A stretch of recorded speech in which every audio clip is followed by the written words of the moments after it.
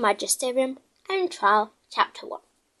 Cam Hunt was a legend in his little North Carolina town, but not in a good way.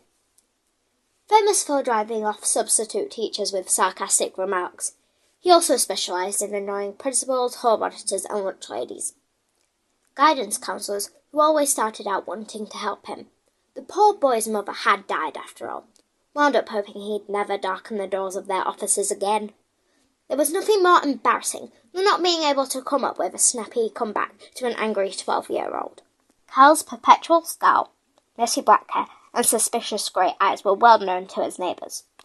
He liked to skateboard, although it had taken him a while to get the hang of it. Several cars still bore dings from some of his earlier attempts. He was often seen looking outside the windows of the comic book store, the arcade, and the video game store. Even the mayor knew him. It would have been hard to forget him after he'd snuck past the clerk at the local pet store, driven the May Day parade, and taken a naked mole rat destined to be fed to a boa constrictor. He'd felt sorry for the blind and wrinkly creature that seemed unable to help itself. And, in the name of fairness, he'd also released all the white mice, who would have been next on the snake's dinner menu. He'd never expected the mice to run amok under the feet of the paraders, but mice aren't very smart. He also hadn't expected the onlookers to run from the mice, but people aren't very smart either, as Cal's father had explained after it was all over. It wasn't Cal's fault that the parade had been ruined, but everyone else. Especially the mayor acted like it was. On top of that, his father had made Cal give back the mole rat. Cal's father didn't approve of stealing. As far as he was concerned, it was almost as bad as magic. Cal fidgeted in the stiff chair in the front of the principal's office, wondering if he'd be back at school tomorrow, and if anyone would miss him if he wasn't. Again and again, he went over all the various ways he was supposed to mess up on the majors test, ideally as spectacularly as possible. His dad had listed the options for failure again and again. Make your mind totally blank, or concentrate on something that's the opposite of what those monsters want. Or focus your mind on someone else's test instead of your own. Cal rubbed his calf, which had been stiff and painful in the class that morning. It was that way sometimes. The taller he grew, the more it seemed to hurt. At least the physical part of the majors test, whatever it was, would be easy to fail. In the hall, he could hear the other kids in gym class, their sneakers squeaking on the shiny wood of the floor, their voices raised as they shouted taunts to one another. He wished just once that he got to play. He might not have been as fast as the other kids, or as able to keep his balance, but he was full of restless energy. He was exempt from gym class requirements because of his leg. Even in elementary school, when he tried to run or jump or climb at recess, one of the monitors would come over and remind him that he needed to slow down before he hurt himself. If he kept at it, they would make him come inside. As though a couple of bruises were the most awful thing that could happen to someone, as though his leg was going to get worse. Cal sighed and stared out through the glass doors of the school to where his father would be pulling up soon. He owned the kind of car that you couldn't miss, a 1937 Rolls-Royce Phantom painted bright silver. No one else in town had anything like it. Cal's father ran an antique store on Main Street, called Now and Again. There was nothing he liked more than taking old broken things and making them look shiny and new. To keep the car running, he had to tinker with it almost every weekend, and he was constantly asking Cal to wash it and put some kind of weird old car wax on it, to keep it from rusting. The Rolls-Royce worked perfectly, unlike Cal. He looked down at his sneakers as he tapped his feet against the floor. When he was wearing jeans like this, you couldn't tell there was anything wrong with his leg, but you could sure tell the minute he stood up and started walking. He'd had surgery after surgery since he was a baby, and all sorts of physical therapy, but nothing had really helped. He still walked with a sliding limp, like he was trying to get his footing on a boat that was rolling from side to side. When he was younger, he sometimes played that he was a pirate, or even just a brave sailor with a peg leg, going down with a sinking ship after a long cannon fight. He'd played pirates and ninjas and cowboys and alien explorers, but not any game that involved magic. Never that. The rumble of an engine and began to rise to his feet, only to return to the bench in annoyance. It wasn't his dad, just an ordinary red Toyota. A moment later, Kylie Miles, one of the other students in his grade, hurried past him, a teacher beside her. Good luck at your ballet tryouts, Miss Kemmel told her, and started right back to her classroom. Right, thanks, Kylie told her, and then looked over at Cal oddly, as though she were evaluating him. Kylie never looked at Cal. That was one of her defining characteristics, along with her shining blonde hair and unicorn backpack. When they were in the halls together, her gaze slid past him like he was invisible. An even weirder and more surprising half-wave, she headed out to the Toyota.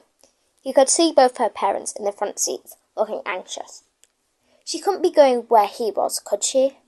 She couldn't be going to the iron trial. But if she was? He pushed himself off the chair. If she was going, someone should warn her. Most kids think it's about being special, Carl's father had said, the disgust in his voice evident. The parents do too, especially in families where magical abilities date back generations, and some families where the magic has mostly died out, so a magical child has hope for a return to power. But it's the children with no magical relatives that you should pity most. They're the ones who think it's going to be like it is in the movies. It's nothing like the movies. At that moment, Cal's dad pulled up to the school curb with a squeal of brakes, effectively cutting off Cal's view of Kylie. Cal limped towards the doors and outside, but by the time he made it to the rolls, Miley's Toyota was swerving around the corner and out of sight. So much for warning her. Cal. His father had gotten out of the car and was leaning against the passenger side door. His mop of black hair, the same tangly black hair Cal had, was going grey at the sides, and he wore a tweed jacket with leather elbow patches, despite the heat. Cal often thought that his father looked like Sherlock Holmes in the old BBC show. Sometimes people seemed surprised he didn't speak with a British accent. Are you ready? Shrugged. How could you be ready for something that had the potential to mess up your whole life if you got it wrong? Or right in this case. I guess so. His father pulled the door open. Good. Get in. Inside of the rolls was as spotless as the outside. Cal was surprised to find his old pair of crutches thrown into the back seat. He hadn't needed them in years, not since he'd fallen off a jungle gym and twisted his ankle. The ankle on his good leg. As Cal's father slid into the car and started the engine, Cal pointed to them and asked, "What's with those?" "The worse off you look, the likelier they are to reject you," his father said grimly, glancing behind him as they pulled out of the parking lot. "That seems like cheating," Cal objected. "Cal, people cheat to win. You can't cheat to lose." Cal rolled his eyes, letting his dad believe what he wanted. All Cal knew for sure was that there was no way he was going to use those crutches if he didn't have to. He didn't want to argue about it, though. Not today, when Cal's father had already uncharacteristically burnt the toast at breakfast and snapped at Cal when he complained about having to go to school, just to be removed a couple of hours later. Now his father crouched over the wheel, jaw set with the fingers of his right hand wrapped tightly around the gearshift, changing gears with ineffectual violence. He tried to focus his gaze on the trees outside, the leaves just starting to yellow, and to remember everything he knew about the Magisterium. The first time his father had said anything about the masters and how they chose their apprentices, he'd sat Cal down in one of the big leather chairs in his study. Cal's elbow had been bandaged, and his lip was split from a fight in school. He'd been in no mood for listening. Besides, his father had looked so serious that Cal had gotten scared. And that's the way his father spoke too, as though he was going to tell Cal he had a terrible disease. It turned out this sickness was a potential for magic. Cal had scrunched up in the chair while his father talked. He was used to getting picked on. Other kids thought his leg made him an easy target. Usually, he was able to convince them he wasn't. That time, however, there had been a bunch of older boys who'd cornered him behind this shed near the jungle gym on his way home from school. They'd pushed him around and come up with the usual insults. Tom had learned most people back down when he put up a fight, so he tried to hit the tallest boy. That had been his first mistake. Pretty soon they had him on the ground, one of them sitting on his knees, while another punched him in the face, trying to get him to apologize and admit to being a gimpy clap. "Sorry for being awesome, losers," Cal had said right before he blacked out. He must have only been out for a minute, because when he opened his eyes, he could just see the retreating figures of the boys in the distance. They were running away. Cal couldn't believe that his rejoinder has worked so well. "That's right," he said, sitting up. "You better run." Then he had looked around and seen that the concrete of the playground had cracked open. A long fissure ran from the swing all the way up to the shed wall, splitting the small building in half, lying directly in the path of what looked like a mini earthquake. He thought it was the most awesome thing that had ever happened. His father disagreed. "Magic runs in families," Cal's father had said. "Not everyone in a family will necessarily have it, but it looks like you might, unfortunately." "I'm sorry, Cal." "In the ground. You're saying I did that?" Cal had felt torn between giddy glee and extreme horror, but the glee was winning out. He could feel the corners of his mouth turn up and try to force them back down. "Is that what mages do?" "Mages draw on the elements: earth, air, water, fire, and even the void, which is the source of the most powerful and terrible magic of all, chaos magic. They could use magic for many terrible things, including ripping apart the very earth as you did." His father nodded to himself. "In the beginning, when magic first comes on, it is very intense, raw power, but balancing it is what tempers magical ability. It takes a lot of study to have as much power as a newly woken mage. Young mages have little control, but Cal, you must fight it, and you must never use your magic again. If you do, the mages will take you away to their tunnels." "That's where the school is? The Magisterium is underground?" Cal had asked. "Buried under the earth where no one can find it," his father told him grimly. "There's no light down there, no windows. The place is a maze. You could get lost in the caverns and die, and no one would even know." His suddenly dry lips. "But you're a magician, aren't you?" "I haven't used my magic since your mother died. I'll never use it again." "And Mum went there? To the tunnels?" "Really?" Cal was eager to hear anything about his mother. He didn't have much. Some yellowed photographs in an old scrapbook, showing a pretty woman with Cal's ink-black hair and eyes of colour Cal couldn't make out. He knew better than to ask his father too many questions about her. He never talked about Cal's mum unless he absolutely had to. "She did," Cal's father told him. "And it's because of magic that she died. When mages go to war, which is often, they don't care about the people who die because of it, which is the other reason you must not attract their attention." That night, Cal woke up screaming, believing he was trapped underground, earth piling on him as if he were being buried alive. No matter how much he thrashed around, he couldn't breathe. After that, he dreamed he was running away from a monster made of smoke, his eyes swirled with 1,000 different evil colours. Only he couldn't run fast enough because of his leg. In the dreams, it dragged behind him like a dead thing until he collapsed, with the monster's hot breath on his neck. Other kids in Cal's class were afraid of the dark, the monster under the bed, zombies, or murderers with giant axes. Cal was afraid of magicians. He was even more afraid. He was one. Now he was going to meet them. The same magician who were the reason his mother was dead. And his father hardly ever laughed, and didn't have any friends, sitting instead in the workroom he'd made out of the garage and fixing up beat-up furniture, cars and jewellery. Cal didn't think it took a genius to figure out why his father was obsessed with putting broken things back together.